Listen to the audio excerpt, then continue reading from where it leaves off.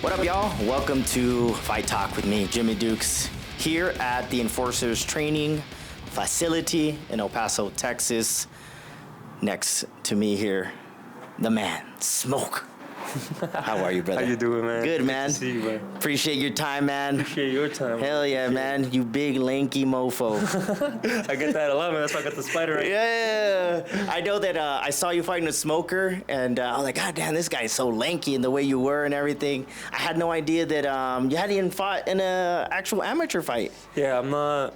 I grew up fighting in the streets, as cliche as it sounds. I just grew up, that was like kind of our thing. We just like to go and bang. So coming out here, now there's a ref involved and it's a little different. You know? So I can just go until they're like, hey. It's really my background. It's a bunch of hood shenanigans. Right. So, you were kind of just jokingly about that. What got you into actually training, and getting away from that kind of stuff? So when I was younger, I boxed. And then when I moved out here, I was a big skateboarder for a while. And then a friend of mine, he started doing Muay Thai here. Mm-hmm. And then he was like, yeah, come check it out. And I came and stopped by for a class, and I fell in love with it.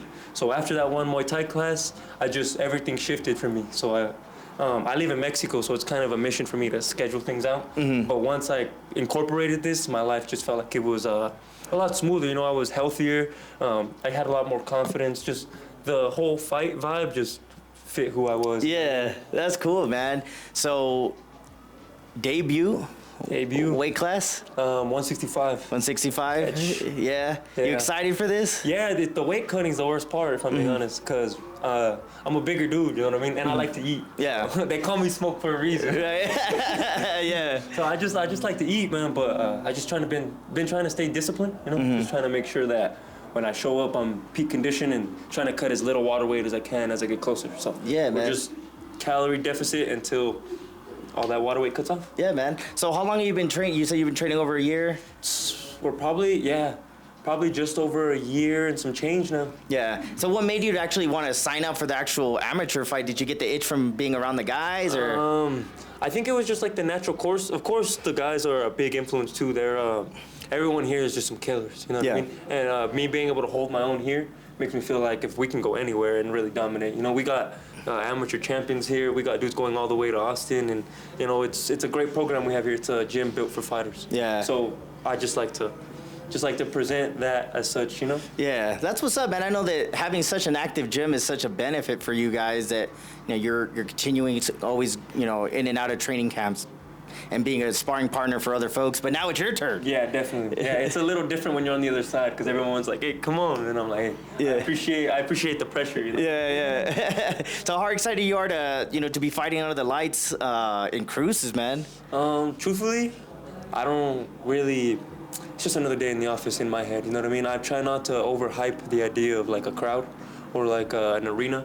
Even I played sports in high school, and it was the same concept where like I'm just gonna go in and do what I do, I try to practice how I fight, you know what I mean? So I'm going out there and just gonna keep doing what I do.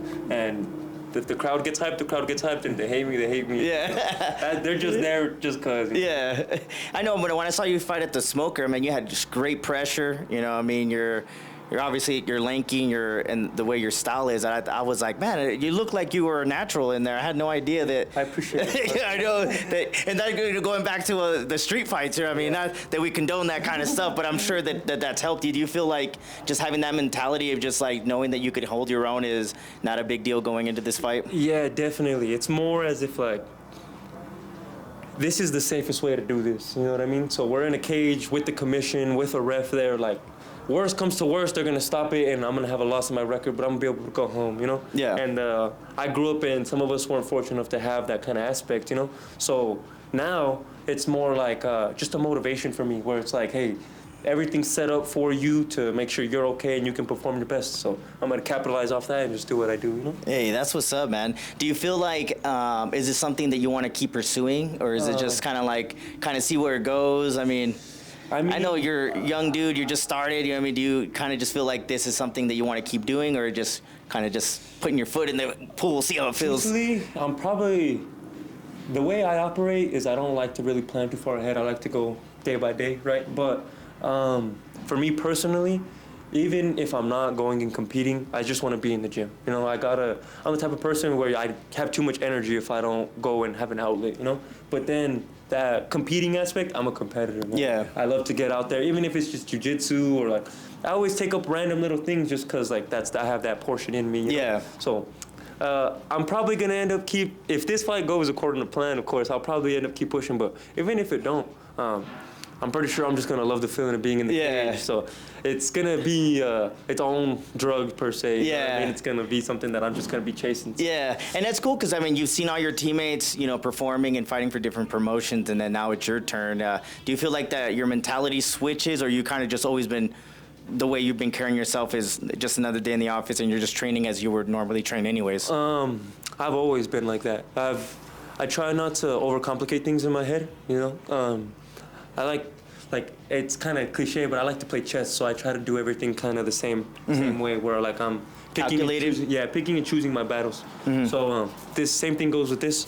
I'm just gonna do what I do, and another day in the office. Hell yeah, man. I'm excited to see you out there March 29th. Yeah, hell yeah, man. Up in Cruces. You've been cutting those promos, man. The Instagram's right there. Y'all go follow this in your team, guys. I hate a little British accent sometimes. But before we get out of here, man, did you want to shout anybody out? You want to get anything off your chest, brother? Just shout out to our gym, you know. My main message for everybody is gratitude, man. That should save my life. Be grateful. Whatever you can do. I'm probably win or lose, draw. If I have a chance with the mic, I'm gonna preach the same thing. Gratitude kills everything, man. Just be grateful and keep moving forward, man. I love the positivity, brother. Appreciate it. Thank you so much for your time. Appreciate it, boss. March 29th, guys. Make sure you guys go buy your tickets. Supporting these guys. Buy the tickets from them directly. Helps them out in their journey. If you guys don't know, a lot of these guys are amateurs. They have to actually pay to get all their stuff in order to fight. So anything helps them out. Reach out to them for Instagram, even sponsors and things like that. You know, all these guys are willing to work with a lot of businesses and stuff like that. But until next time, peace out, homies. Y'all take care. Hey.